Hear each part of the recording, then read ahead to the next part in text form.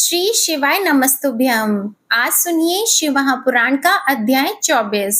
आज के अध्याय में आप जानेंगे महिषासुर के पुत्र गजासुर की तपस्या, काशी के व्याघ्रेश्वर लिंग महात्म्य और काशी के कंदुकेश्वर शिवलिंग के प्रादुर्भाव की कथा का वर्णन है। सनत कुमार जी कहते हैं, व्यास जी अब परम प्रेम पूर्वक शशि मौली शिव के उस चरित्र को श्रवण करो जिसमें उन्होंने त्रिशूल द्वारा दानवराज गजासुर का वध किया था। गजासुर महिषासुर का पुत्र था। जब उसने सुना कि देवताओं से प्रेरित होकर देवी ने मेरे पिता को मार दिया था, तब उसका बदला लेने की भावना से उसने घोर तप किया। उसके तप की ज्वाला से सब जलने लगे। देवताओं ने जाकर ब्रह्मा जी से अपना दुख कहा। तब ब्रह्मा जी ने उसके सामने प्रकट होकर उसकी प्रार्थना अनुसार उसे वरदान दे दिया कि वह काम के वश होने वाले किसी भी स्त्री या पुरुष से नहीं मरेगा, महाबली और सबसे अजेय होगा। वर पाकर वह गर्व में भर गया। सब दिशाओं तथा सब लोकपालों के स्थानों पर उसने अधिकार कर लिया। अंत में भगवान शंकर की राजधानी आनंद वन काशी में जाकर वह सबको सताने लगा। देवताओं ने भगवान शंकर से प्रार्थना की। शंकर काम विजयी हैं ही। उन्होंने घोर युद्ध में उसे हराकर त्रिशूल में पिरो लिया। तब उसने भगवान शंकर का स्तवन किया। शंकर ने उस पर प्रसन्न होकर इच्छित वर मांगने को कहा। तब गजासुर ने कहा, दिगंबर स्वरूप महेशान, यदि आप मुझ पर प्रसन्न हैं तो अपने त्रिशूल की अग्नि से पवित्र हुए मेरे इस चर्म को आप सदा धारण किए रहें।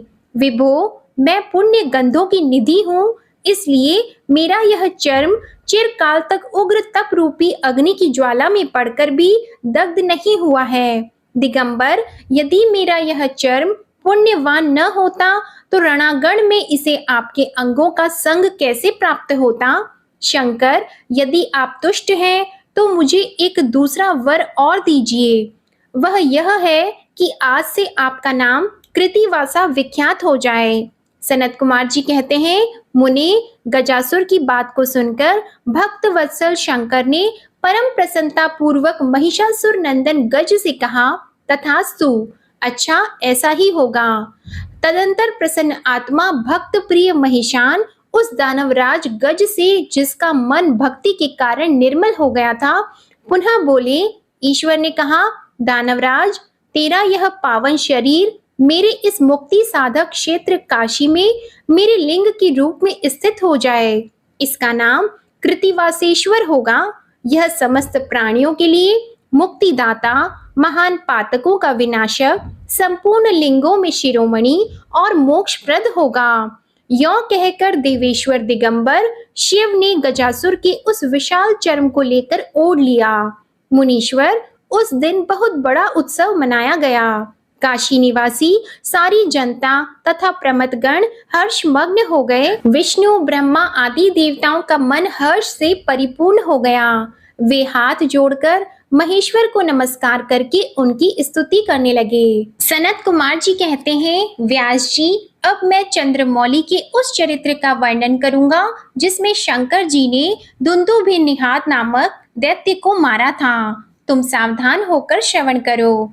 दीति पुत्र महाबली हिरण्याक्ष के विष्णु द्वारा मारे जाने पर दीति को बहुत दुख हुआ। तब देव शत्रु दुंदुभि निहार्द ने उसको आश्वासन देकर यह निश्चय किया कि देवताओं के बल ब्राह्मण हैं। ब्राह्मण नष्ट हो जाएंगे तो यज्ञ नहीं होंगे।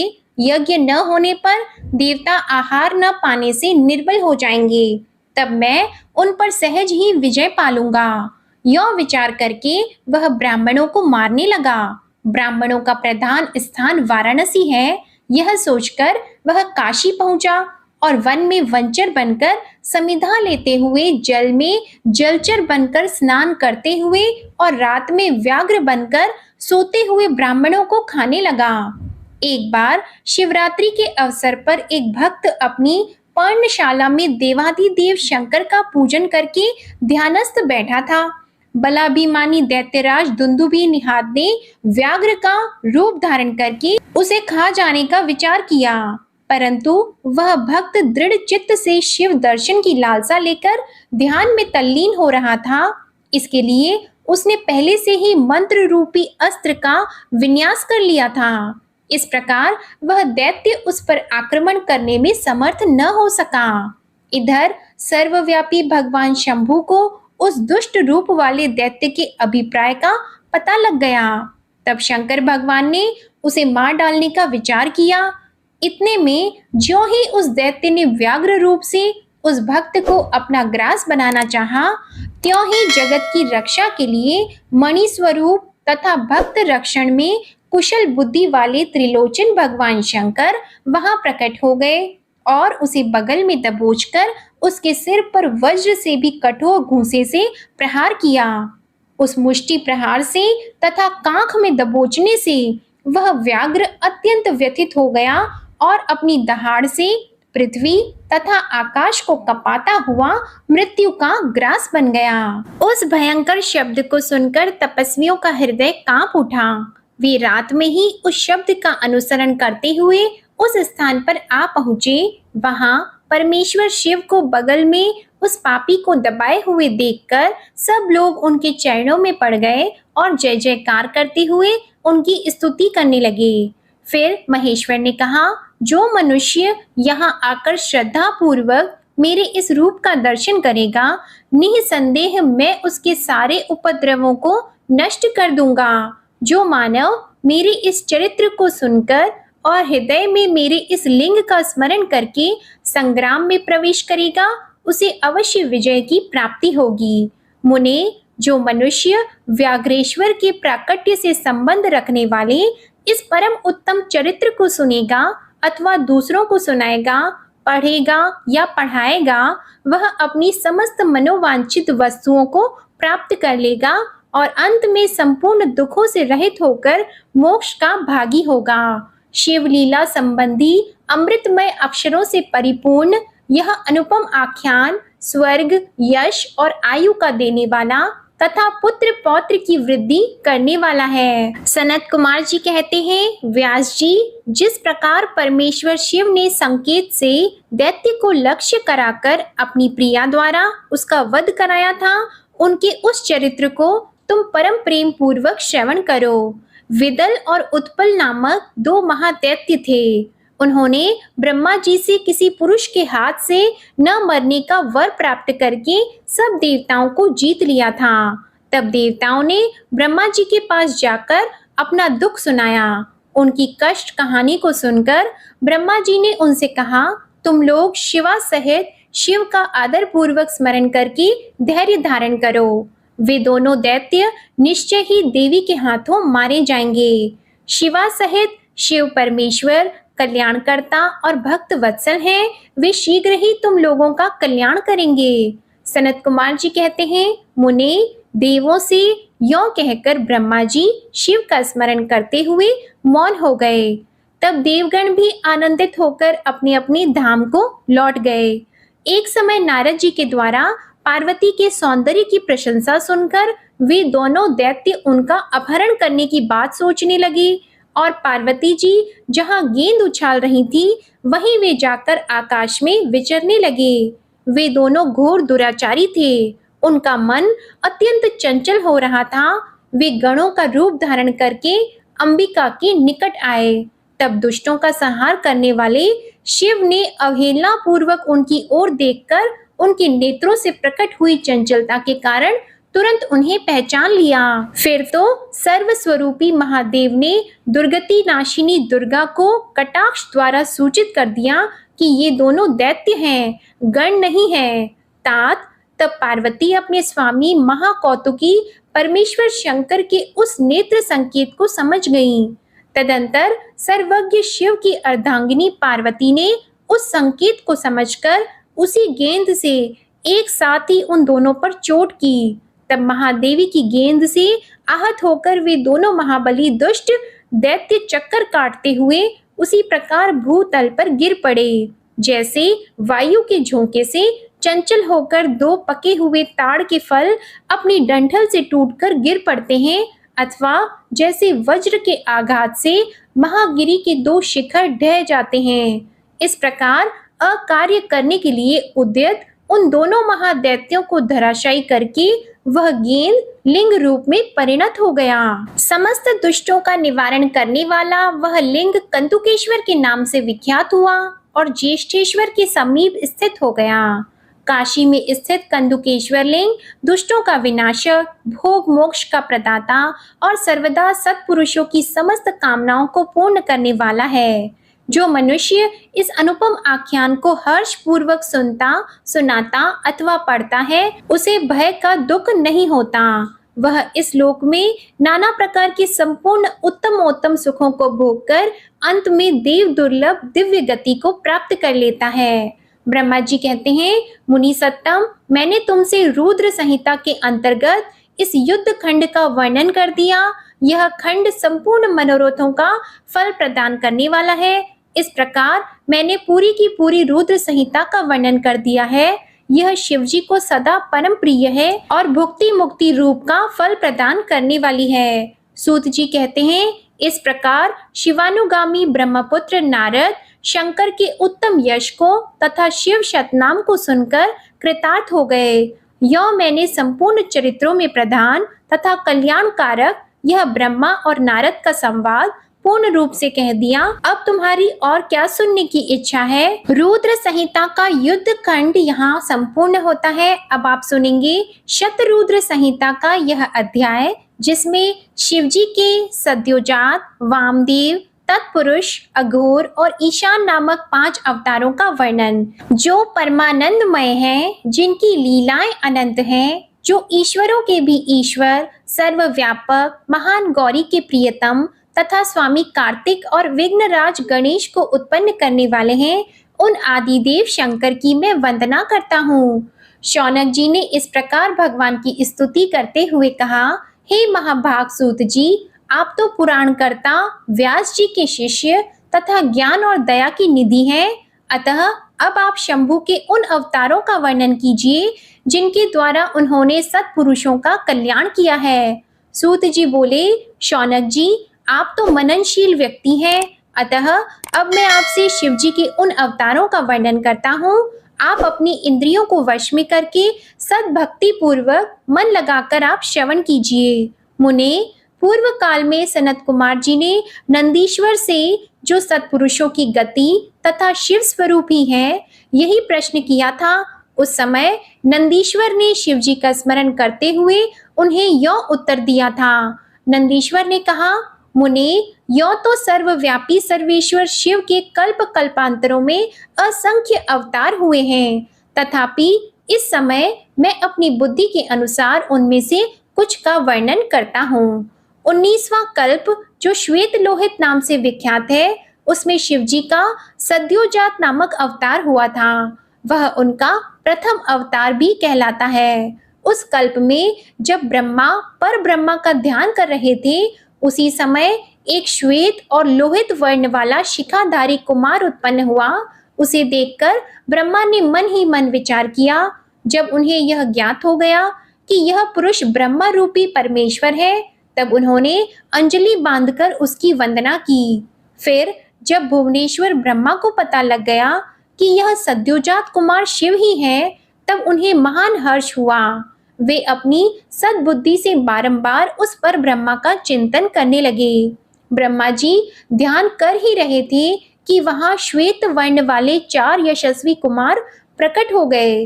वे परम उत्कृष्ट ज्ञान संपन्न तथा पर ब्रह्मा के स्वरूप थे। उनके नाम थे सुनंद, नंदन, विश्वनंद और उपनंद। ये सब के सब महात्मा थे और ब्रह्मा जी के शिष्य हुए। इनसे वह ब्रह्मालोक व्याप्त हो गया। तदंतर सद्योजात रूप से प्रकट हुए परमेश्वर शिव ने परम प्रसन्न होकर ब्रह्मा को ज्ञान तथा सृष्टि रचना की शक्ति प्रदान की। यह सद्योजात नामक पहला अवतार हुआ। इसके बाद रक्त नाम से प्रसिद्ध 20वां कल्प आया। उस कल्प में ब्रह्मा जी ने रक्त वर्ण का शरीर धारण किया था। जिस समय ब्रह्मा जी पुत्र की कामना से ध्यान कर रहे थे, उसी समय उनसे एक पुत्र प्रकट हुआ। उसके शरीर पर लाल रंग की माला और लाल ही वस्त्र शोभा पा रहे थे। उसके नेत्र भी लाल थे और वह आभूषण भी लाल रंग का ही धारण किए हुए था। उस महान आत्मबल से संपन्न कुमार को देखकर ब्रह्मा जी ध्यानस्थ हो गए। जब उन्हें ज्ञात हो गया कि ये वामदेव शिव है, तब उन्होंने हाथ जोड़कर उस कुमार को प्रणाम किया। इसके बाद उनके विरजा, विवाह, विशोक और विश्व भावन नाम के 4 पुत्र उत्पन्न हुए, जो सभी लाल वस्त्र धारण किए हुए थे। तब वामदेव रूपधारी परमेश्वर शंभु ने परम प्रसन्न होकर ब्रह्मा को ज्ञान तथा सृष्टि रचना की शक्ति प्रदान की। यह वामदेव नामक दूसरा अवतार हुआ। इसके बाद 21वां कल्प आया, जो पीतवासा नाम से कहा जाता था। उस कल्प में महाभाग ब्रह्मा पीत वस्त्रधारी हुए। जब वे पुत्र की कामना से ध्यान कर रहे थे, उस समय उनसे एक महातेजस्वी कुमार उत्पन्न हुआ।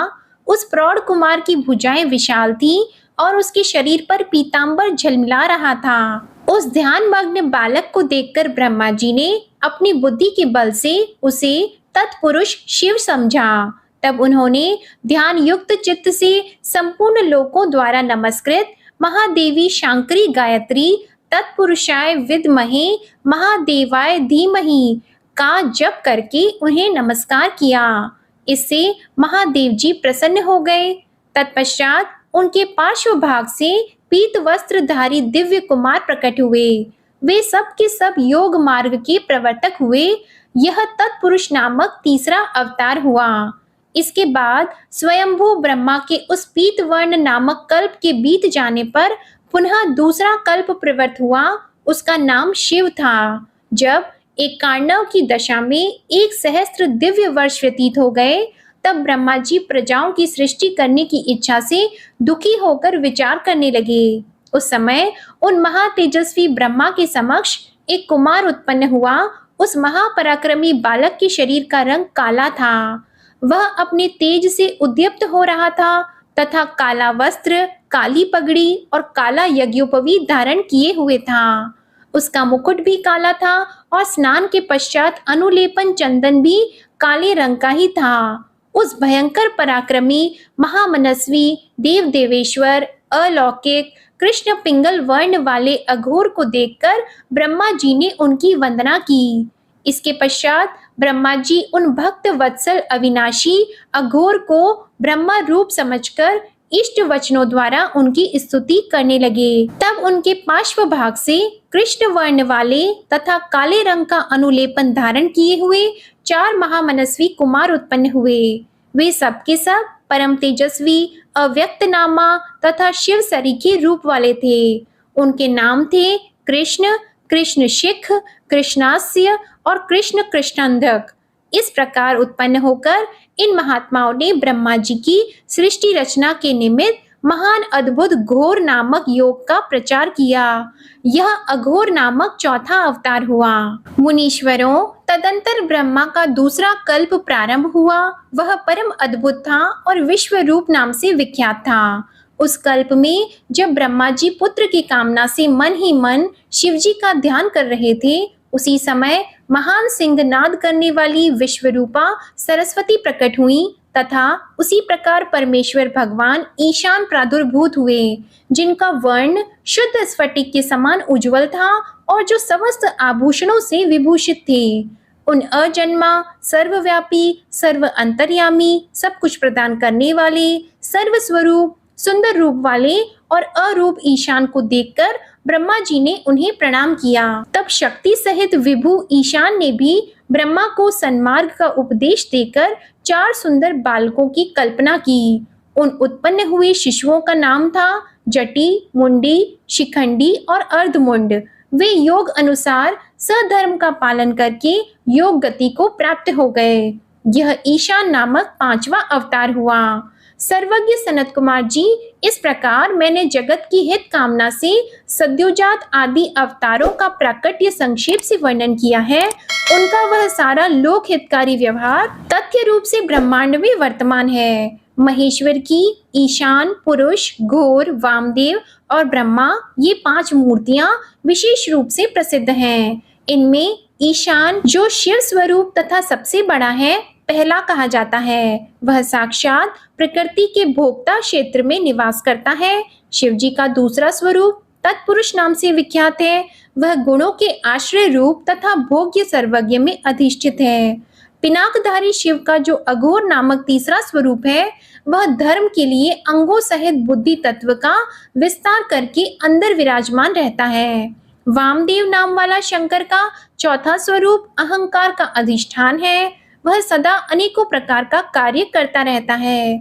विचारशील बुद्धिमानों का कथन है कि शंकर जी का ईशान संज्ञक स्वरूप सदा कर्ण, वाणी और सर्वव्यापी आकाश का अधीश्वर है तथा महेश्वर का पुरुष नामक रूप त्वक, पाणी और स्पर्श गुण विशिष्ट वायु का स्वामी है। मनीषी गण अघोर नाम वाले रूप को शरीर, रस, रूप और अग्नि का अधिष्ठान बताते हैं। शंकर जी का वामदेव संज्ञक स्वरूप रसना, पायु, रस और जल का स्वामी कहा जाता है। प्राण, उपस्थ, गंध और पृथ्वी का ईश्वर शिव जी का सद्योजात नामक रूप बताया गया है। कल्याणकामी मनुष्यों को शंकर जी के इन स्वरूपों की सदा प्रयत्न पूर्वक वंदना करनी चाहिए, क्योंकि ये श्रेय प्राप्ति में एकमात्र हेतु हैं। जो मनुष्य इन सद्योजात आदि अवतारों के प्राकट्य को पढ़ता अथवा सुनता है, वह जगत में समस्त काम्य भोगों का उपभोग करके अंत में परम गति को प्राप्त होता है। नंदीश्वर जी कहते हैं, ऐश्वर्यशाली मुनि, अब तुम महेश्वर के उन श्रेष्ठ अवतारों का वर्णन श्रवण करो जो लोक में सबके संपूर्ण कार्यों को पूर्ण करने वाले अतएव सुखदाता हैं। तात यह जगत उन परमेश्वर शंभु की 8 मूर्तियों का स्वरूप है। जैसे सूत में मणियां पिरोई रहती हैं, उसी तरह यह विश्व उन 8 मूर्तियों में व्याप्त होकर स्थित है। वे प्रसिद्ध 8 मूर्तियां ये हैं: शर्व, भव, रुद्र, उग्र, भीम, पशुपति, ईशान और महादेव। शिव जी की इन शर्व आदि 8 मूर्तियों द्वारा पृथ्वी, जल, अग्नि, वायु, आकाश, क्षेत्रज्ञ, सूर्य और चंद्रमा अधिष्ठित हैं। शास्त्र का ऐसा निश्चय है कि कल्याणकर्ता महेश्वर का विश्वंभरात्मक रूप ही चराचर विश्व को धारण किए हुए है। परमात्मा शिव का सलिलात्मक रूप, जो समस्त जगत को जीवन प्रदान करने वाला है, भव नाम से कहा जाता है। जो जगत के बाहर और भीतर वर्तमान है और स्वयं ही विश्व का भरण पोषण करता है तथा स्पंदित होता है, उग्र रूपधारी प्रभु के उस रूप को सत्पुरुष उग्र कहते हैं। महादेव जी का जो सबको अवकाश देने वाला सर्वव्यापी आकाशात्मक रूप है, उसे भीम कहते हैं। वह भूत वृंद का भेदक है, जो रूप समस्त आत्माओं का अधिष्ठान, संपूर्ण क्षेत्रों में निवास करने वाला और जीवों के भव पाश का छेदक है। उसे पशुपति का रूप समझना चाहिए। महेश्वर का संपूर्ण जगत को प्रकाशित करने वाला जो सूर्य नामक रूप है, उसे ईशान कहते हैं। वह द्युलोक में भ्रमण करता है। अमृतमयी रश्मियों वाला जो चंद्रमा संपूर्ण विश्व को आह्लादित करता है, शिव का वह रूप महादेव नाम से पुकारा जाता है। आत्मा परमात्मा शिव का 8वां रूप है। यह मूर्ति अन्य मूर्तियों की व्यापिका है, इसलिए सारा विश्व शिवमय है। जिस प्रकार वृक्ष के मूल को सींचने से उसकी शाखाएं पुष्पित हो जाती हैं, उसी तरह शिव का पूजन करने से शिव स्वरूप विश्व परिपुष्ट होता है। जैसे इस लोक में पुत्र पौत्र आदि को प्रसन्न देखकर पिता हर्षित होता है, उसी तरह विश्व को भली भांति हर्षित देखकर शंकर जी को आनंद मिलता है। इसलिए यदि कोई किसी भी देहधारी को कष्ट देता है, तो निसंदेह मानो उसने अष्टमूर्ति भगवान शिव का ही अनिष्ट किया है। सनत कुमार जी, इस प्रकार भगवान शिव अपनी अष्ट मूर्तियों के द्वारा समस्त विश्व को अधिष्ठित करके विराजमान है। अतः तुम पूर्ण भक्ति भाव से उन परम कारण रुद्र का भजन करो। फिर सनत कुमार जी, अब तुम शिव जी के अनुपम अर्धनारीश्वर रूप का वर्णन सुनो। महाप्राज्ञ, वह रूप ब्रह्मा की कामनाओं को पूर्ण करने वाला है। सृष्टि के आदि में जब सृष्टिकर्ता ब्रह्मा द्वारा रची हुई सारी प्रजाएं विस्तार को नहीं प्राप्त हुई, तब ब्रह्मा उस दुख से दुखी होकर चिंताकुल हो गए। उसी समय यो आकाशवाणी हुई, ब्राह्मण अब मैथुनी सृष्टि की रचना करो। उस व्योम वाणी को सुनकर ब्रह्मा ने मैथुनी सृष्टि उत्पन्न करने का विचार किया, परंतु इससे पहले नारियों का कुल ईशान से प्रकट ही नहीं हुआ था, इसलिए पद्मयोनि ब्रह्मा मैथुनी सृष्टि रचने में समर्थ न हो सके। तब वे यो विचार कर कि शंभु की कृपा के बिना मैथुनी प्रजा उत्पन्न नहीं हो सकती, तप करने को उद्यत हो गए। उस समय ब्रह्मा पराशक्ति शिवा सहित परमेश्वर शिव का प्रेम पूर्वक हृदय में ध्यान करके घोर तप करने लगे। इसके बाद तपो अनुष्ठान में लगे हुए ब्रह्मा की उस तीव्र तप से थोड़े ही समय में शिवजी प्रसन्न हो गए। तब वे कष्टहारी शंकर पूर्ण सच्चिदानंद की कामदा मूर्ति में प्रविष्ट होकर अर्धनारीश्वर के रूप से ब्रह्मा के निकट प्रकट हो गए। उन देवादिदेव शंकर को पराशक्ति शिवा के साथ आया हुआ देख ब्रह्मा ने दंड की भांति भूमि पर लेटकर उन्हें प्रणाम किया और फिर वे हाथ जोड़कर स्तुति करने लगे। तब शिवकर्ता देवादिदेव महादेव महेश्वर परम प्रसन्न होकर ब्रह्मा से मेघ की सी गंभीर वाणी में बोले। ईश्वर ने कहा, महाभाग वत्स, मेरे प्यारे पुत्र पितामह, मुझे तुम्हारा सारा मनोरथ पूर्णतया ज्ञात हो गया है। तुमने जो इस समय प्रजाओं की वृद्धि के लिए घोर तप किया है, तुम्हारे उस तप से मैं प्रसन्न हो गया हूँ और तुम्हें तुम्हारा अभीष्ट प्रदान करूंगा। यौ स्वभाव से ही मधुर तथा परम उदार वचन कहकर शिवजी ने अपने शरीर के अर्ध भाग से शिवा देवी को पृथक कर दिया। तब शिव से पृथक होकर प्रकट हुई उन परमा शक्ति को देखकर ब्रह्मा विनम्र भाव से प्रणाम करके उनसे प्रार्थना करने लगे। ब्रह्मा ने कहा, शिवे, सृष्टि के प्रारंभ में तुम्हारे पति देवादिदेव परमात्मा शंभु ने मेरी सृष्टि की थी और मेरे द्वारा सारी प्रजाओं की रचना की थी। शिवे, तब मैंने देवता आदि समस्त प्रजाओं की मानसिक सृष्टि की, परंतु बारंबार रचना करने पर भी उनकी वृद्धि नहीं हो रही है। अतः अब मैं स्त्री पुरुष के समागम से उत्पन्न होने वाली सृष्टि का निर्माण करके अपनी सारी प्रजाओं की वृद्धि करना चाहता हूँ, किंतु अभी तक तुमसे अक्षय नारी कुल का प्राकट्य नहीं हुआ है। इस कारण नारी कुल की सृष्टि करना मेरी शक्ति के बाहर है।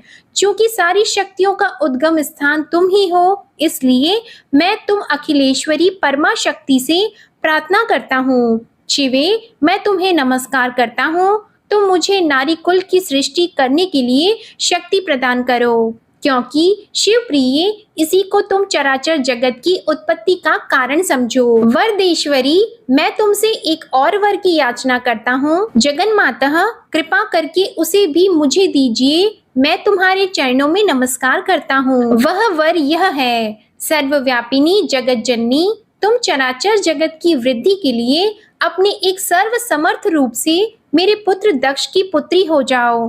ब्रह्मा द्वारा यो याचना किए जाने पर परमेश्वरी देवी शिवा ने तथास्तु ऐसा ही होगा कहकर वह शक्ति ब्रह्मा को प्रदान कर दी।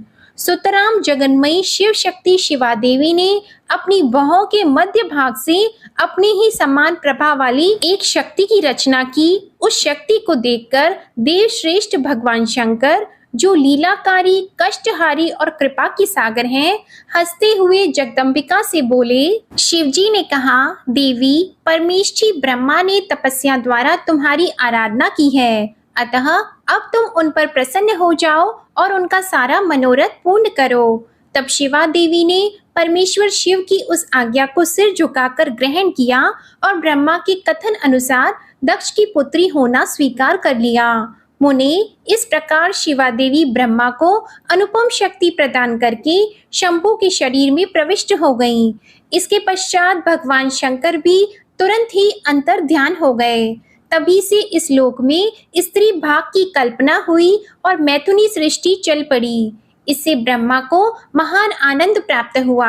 तात, इस प्रकार मैंने तुमसे शिवजी के महान अनुपम अर्ध नारी नरार्ध रूप का वर्णन कर दिया। यह सत्पुरुषों के लिए मंगलदायक है। नंदीश्वर कहते हैं, सर्वज्ञ सनत कुमार जी, एक बार रुद्र ने हर्षित होकर ब्रह्मा जी से शंकर के चरित्र का प्रेम पूर्वक वर्णन किया था। वह चरित्र सदा परम सुखदायक है, उसे तुम श्रवण करो। वह चरित्र इस प्रकार है। शिवजी ने कहा था, ब्रह्मा, 12 कल्प के 7वें मनवंतर में संपूर्ण लोकों को प्रकाशित करने वाले भगवान कल्पेश्वर, जो तुम्हारे प्रपौत्र हैं, वैवस्वत मनु के पुत्र होंगे। तब उस मनवंतर की चतुर्युगियों के किसी द्वापर युग में मैं लोकों पर अनुग्रह करने तथा ब्राह्मणों का हित करने के लिए प्रकट होऊंगा। ब्रह्मा, युग प्रवृत्ति के अनुसार उस प्रथम चतुर्युगी के प्रथम द्वापर युग में जब प्रभु स्वयं ही व्यास होंगे, तब मैं उस कलयुग के अंत में ब्राह्मणों के हितार्थ शिवा सहित श्वेत नामक महामुनि होकर प्रकट होऊंगा। उस समय हिमालय के रमणीय शिखर छागल नामक पर्वत श्रेष्ठ पर मेरे शिखाधारी 4 शिष्य उत्पन्न होंगे। उनके नाम होंगे श्वेत, श्वेतशिख, श्वेताश्व और श्वेत लोहित। वे चारों ध्यान योग के आश्रय से मेरे नगर में जाएंगे। वहां वे मुझ अविनाशी को तत्वतः जानकर मेरे भक्त हो जाएंगे तथा जन्म, जरा और मृत्यु से रहित होकर पर ब्रह्मा की समाधि में लीन रहेंगे। वत्स पितामह, उस समय मनुष्य ध्यान के अतिरिक्त दान, धर्म आदि कर्म हेतुक साधनों द्वारा मेरा दर्शन नहीं पा सकेंगे। दूसरे द्वापर में प्रजापति सत्य व्यास होंगे। उस समय मैं कलयुग में सुतार नाम से उत्पन्न होऊंगा। वहां भी मेरे दुंदुबी, शतरूप, ऋषि तथा केतुमान नामक 4 वेदवादी द्विज शिष्य होंगे। वे चारों ध्यान योग के बल से मेरे नगर को जाएंगे और मुझ अविनाशी को तत्वतः जानकर मुक्त हो जाएंगे।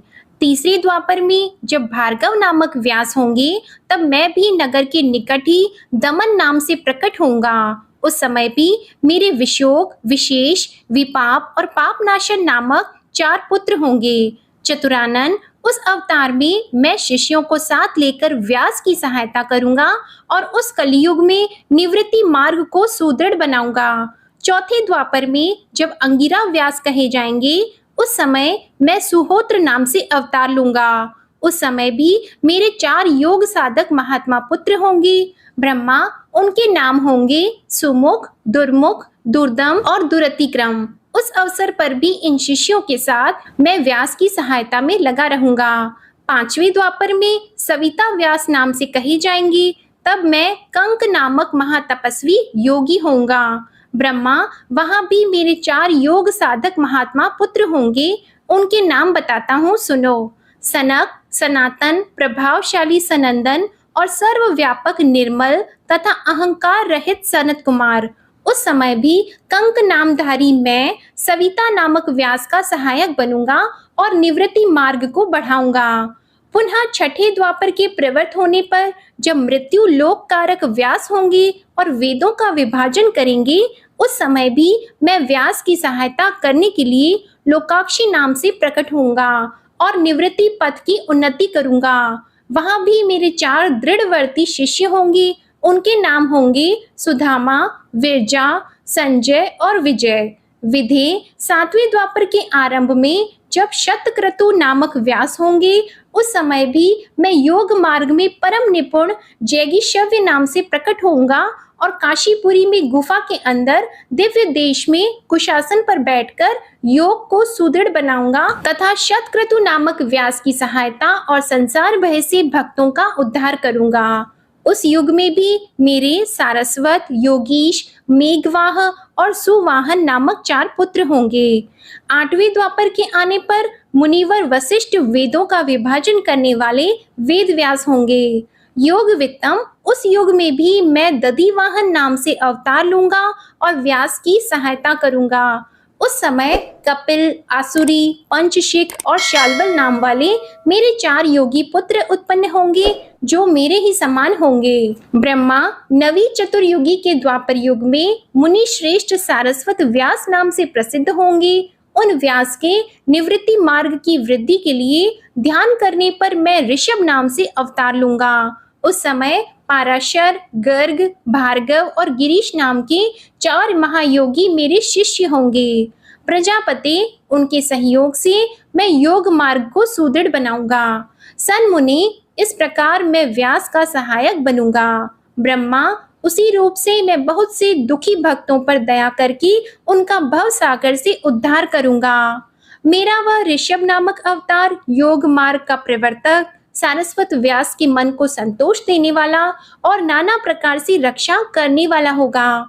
उस अवतार में मैं भद्रायु नामक राजकुमार को, जो विष दोष से मर जाने के कारण पिता द्वारा त्याग दिया जाएगा, उसे जीवन प्रदान करूंगा। इसके बाद उस राजपुत्र की आयु के 16वें वर्ष में ऋषभ ऋषि, जो मेरे ही अंश हैं, उसके घर पधारेंगे। प्रजापति उस राजकुमार के द्वारा पूजित होने पर वे सद्रूपधारी कृपालु मुनि उसे राजधर्म का उपदेश करेंगे।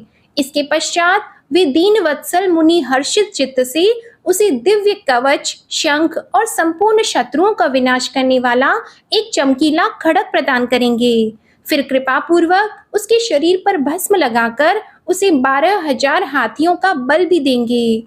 यौ माता सहित भद्रायु को भली भांति आश्वासन देकर तथा उन दोनों द्वारा पूजित होकर प्रभावशाली ऋषभ मुनि स्वेच्छा अनुसार चले जाएंगे। ब्रह्मा तब राजर्षि भद्रायु भी रिपु गणों को जीतकर और कीर्ति मालिनी के साथ विवाह करके धर्म पूर्वक राज्य करेगा। मुने, मुझ शंकर का वह ऋषभ नामक नवा अवतार ऐसा प्रभाव वाला होगा, वह सत्पुरुषों की गति तथा दीनों के लिए बंधु सा हितकारी होगा। मैंने उसका वर्णन तुम्हें सुना दिया। यह ऋषभ चरित्र परम पावन, महान तथा स्वर्ग, यश और आयु को देने वाला है, अतः इसे प्रयत्न पूर्वक सुनना अथवा सुनाना चाहिए। शिव जी कहते हैं, ब्रह्मा 10वें द्वापर में त्रिधामा नाम के मुनि व्यास होंगे। वे हिमालय के रमणीय शिखर पर्वत उत्तम भृगु तुंग पर निवास करेंगे। वहां भी मेरे श्रुति विदित 4 पुत्र होंगे। उनके नाम होंगे भृंग, बलबंधु, नरामित्र तथा तपोधन केतु श्रृंग। 11वें द्वापर में जब त्रिवर्त नामक व्यास होंगे, तब मैं कलयुग में गंगा द्वार में तप नाम से प्रकट होऊंगा। वहां भी मेरे लंबोदर, लंबाक्ष, केशलंब और प्रलंबक नामक 4 दृढ़वर्ती पुत्र होंगे। उत्तम व्रत का पालन करने वाले मुनियों, इस प्रकार परमात्मा शिव ने वैवस्वत मनवंतर के सभी चतुर्युगियों के योगेश्वर अवतारों का सम्यक रूप से वर्णन किया था। विभो 28 व्यास क्रमशः एक एक करके प्रत्येक द्वापर में होंगे और योगेश्वर अवतार प्रत्येक कलयुग के प्रारंभ में प्रत्येक योगेश्वर अवतार के साथ उनके 4 अविनाशी शिष्य भी होंगे, जो महान शिव भक्त और योग मार्ग की वृद्धि करने वाले होंगे। इन पशुपति के शिष्यों के शरीरों पर भस्म रमा रहेगी, ललाट त्रिपुंड्र से सुशोभित रहेगा और रुद्राक्ष की माला ही इनका आभूषण होगी। ये सभी शिष्य धर्मपरायण, वेद वेदांग के पारगामी विद्वान और सदा बाहर भीतर से लिंगार्चन में तत्पर रहने वाले होंगे। ये शिवजी में भक्ति रखकर योग पूर्वक ध्यान में निष्ठा रखने वाले और जितेंद्रिय होंगे। अब आप नंदीश्वर अवतार का वर्णन सुनिए। सनत कुमार जी ने पूछा, प्रभु आप महादेव के अंश से उत्पन्न होकर पीछे शिव को कैसे प्राप्त हुए थे? वह सारा वृतांत मैं सुनना चाहता हूँ। नंदीश्वर बोले, सर्वज्ञ सनत कुमार जी, मैं जिस प्रकार महादेव के अंश से जन्म लेकर शिव को प्राप्त हुआ, उस प्रसंग का वर्णन करता हूँ, तुम सुनो। शिलाद नामक एक धर्मात्मा मुनि थे। पितरों के आदेश से उन्होंने अयोनिज सुव्रत मृत्युहीन पुत्र की प्राप्ति के लिए तप करके देवेश्वर इंद्र को प्रसन्न किया, परंतु देवराज इंद्र ने ऐसा पुत्र प्रदान करने में अपने को असमर्थ बताकर सर्वेश्वर महाशक्ति संपन्न महादेव की आराधना करने का उपदेश दिया। तब शिलाद भगवान महादेव को प्रसन्न करने के लिए तप करने लगा। उनके तप से प्रसन्न होकर महादेव वहां पधारे और महासमाधि मग्न शिलाद को थपथपाकर जगाया। तब शिलाद ने शिव का स्तवन किया और भगवान शिव के उन्हें वर देने को प्रस्तुत होने पर उनसे कहा, प्रभु मैं आपके ही समान मृत्युहीन अयोनिज पुत्र चाहता हूँ। तब शिव जी प्रसन्न होकर मुनि से बोले, तपोधन विप्र, पूर्व काल में ब्रह्मा जी ने, मुनियों ने तथा बड़े बड़े देवताओं ने मेरे अवतार धारण करने के लिए तपस्या द्वारा मेरी आराधना की थी। इसलिए मुने, यद्यपि मैं सारे जगत का पिता हूँ, फिर भी तुम मेरे पिता बनोगे और मैं तुम्हारा अयोनिज पुत्र होऊंगा तथा मेरा नाम नंदी होगा। नंदीश्वर कहते हैं, मुने, यो कहकर कृपालु शंकर ने अपने चरणों में प्रणिपात करके सामने खड़े हुए शिलाद मुनि की ओर कृपा दृष्टि से देखा और उन्हें ऐसा आदेश देकर वे तुरंत ही उमा सहित वहीं अंतर्ध्यान हो गए। महादेव जी के चले जाने के पश्चात महामुनि शिलाद ने अपने आश्रम में आकर ऋषियों से वह सारा वृतांत कह सुनाया। कुछ समय बीत जाने के बाद जब यज्ञ वेताओं में श्रेष्ठ मेरे पिताजी यज्ञ करने के लिए यज्ञ क्षेत्र को जोत रहे थे, उसी समय मैं शंभु की आज्ञा से यज्ञ के पूर्व ही उनके शरीर से उत्पन्न हो गया। उस समय मेरे शरीर की प्रभा युगांत कालीन अग्नि की समान थी। तब सारी दिशाओं में प्रसन्नता छा गई और शिलाद मुनि की भी बड़ी प्रशंसा हुई। उधर शिलाद ने भी जब मुझ बालक को प्रलयकालीन सूर्य और अग्नि के सदृश प्रभाशाली, त्रिनेत्र, चतुर्भुज, प्रकाशमान, जटा मुकुटधारी, त्रिशूल आदि आयुधों से युक्त सर्वथा रुद्र रूप में देखा, तब वे महान आनंद में निमग्न हो गए और मुझ प्रणम्य को नमस्कार करते हुए कहने लगे।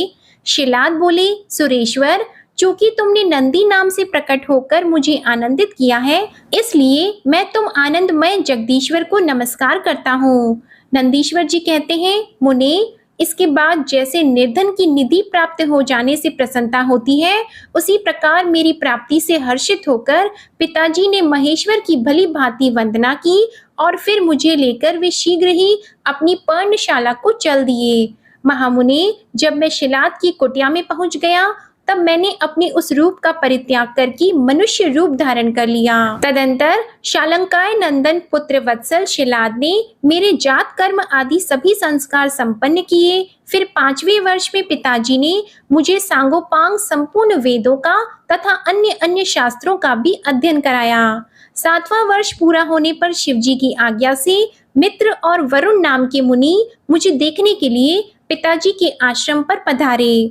शिलाद मुनि ने उनकी पूरी आवभगत की। जब वे दोनों महात्मा मुनीश्वर आनंद पूर्वक आसन पर विराज गए, तब मेरी ओर बारंबार निहार कर बोले। मित्र और वरुण ने कहा, तात शिलाद, यद्यपि तुम्हारा पुत्र नंदी संपूर्ण शास्त्रों के अर्थों का पारगामी विद्वान है, तथापि इसकी आयु बहुत थोड़ी है। हमने बहुत तरह से विचार करके देखा, परंतु इसकी आयु 1 वर्ष से अधिक नहीं दिखती। उन विप्रवरों के यों कहने पर पुत्र वत्सल शिलाद नंदी को छाती से लिपटाकर दुखार्त होकर फूट फूट कर रोने लगे। तब पिता और पितामह को मृतक की भांति भूमि पर पड़ा हुआ देखकर नंदी शिवजी के चरण कमलों का स्मरण करके प्रसन्नता पूर्वक पूछने लगा, पिताजी, आपको कौन सा ऐसा दुख आ पड़ा है जिसके कारण आपका शरीर कांप रहा है और आप रो रहे हैं? आपको वह दुख कहाँ से प्राप्त हुआ है? मैं इसे ठीक ठीक जानना चाहता हूँ। पिता ने कहा, बेटा, तुम्हारी अल्प आयु के दुख से मैं अत्यंत दुखी हो रहा हूँ। तुम ही बताओ, मेरे इस कष्ट को कौन दूर कर सकता है? मैं उसकी शरण ग्रहण करूंगा। पुत्र बोला, पिताजी, मैं आपके सामने शपथ करता हूँ और यह बिल्कुल सत्य बात कह रहा हूँ कि चाहे देवता, दानव, यम, काल तथा अन्य अन्य प्राणी ये सब के सब मिलकर मुझे मारना चाहें, तो भी मेरी बाल्यकाल में मृत्यु नहीं होगी। अतः आप दुखी मत हो।